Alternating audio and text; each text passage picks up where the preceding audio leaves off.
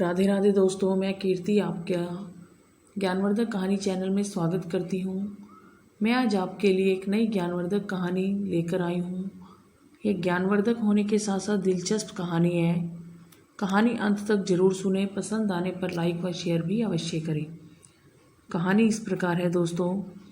एक भिखारी को रेल सफ़र में भीख मांगने की आदत थी। उसे एक दिन सूट बूट पहने रेल में एक सेठ जी दिखे। उसने सोचा अमीर दिखते हैं और मांगने पर भी कुछ अच्छा ही देंगे। वह सेठ जी से भीख मांगने लगा। भिखारी से सेठ बोला, तुम हमेशा मांगते ही हो, किसी को कुछ देते हो? भिखारी बोला, साहब मैं तो भिखारी हूँ, लोगों से भीख ही मांगता हूँ। मेरी इतनी औकात कहाँ कि मैं किसी को कुछ दे सकूँ। सेठ जी बोले, जब दे नहीं सकते तो तुम्हें मांगने का भी कोई हक नहीं।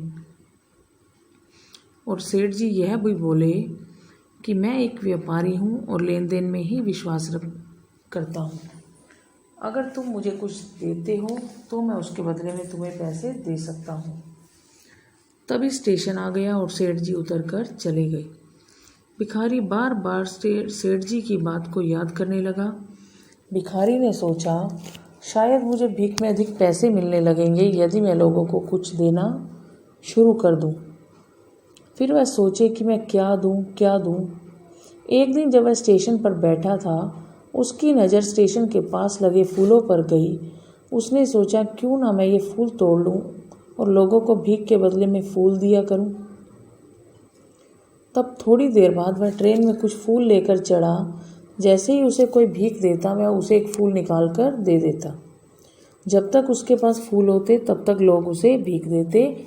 जब उसके फूल ख़त्म हो जाते तो उसको भीख भी ना मिलती।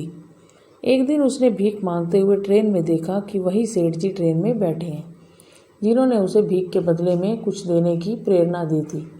वह झट से उनके पास गया और बोला, सेठ जी मुझे भीख दीजिए, लेकिन घबराइए मत, आज मेरे पास आपको देने के लिए फूल है।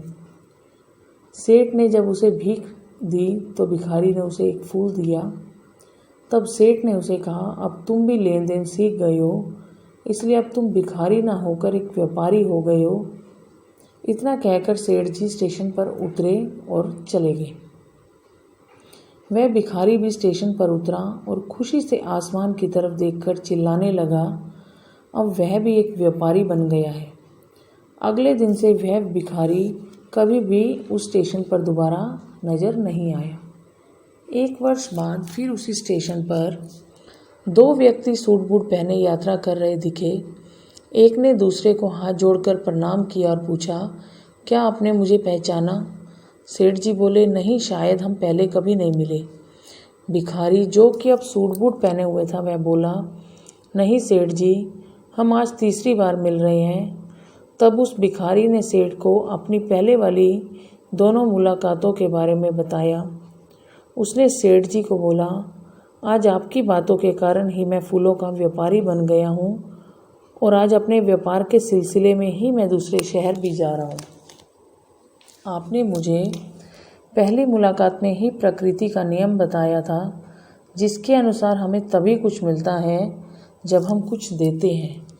लेन देन का यह नियम वास्तव में ही काम करता है। मैंने यह बहुत अच्छी तरह से महसूस किया है, लेकिन मैं खुद को हमेशा भिखारी समझता था और इससे ऊपर उठकर मैंने कभी नहीं सोचा था।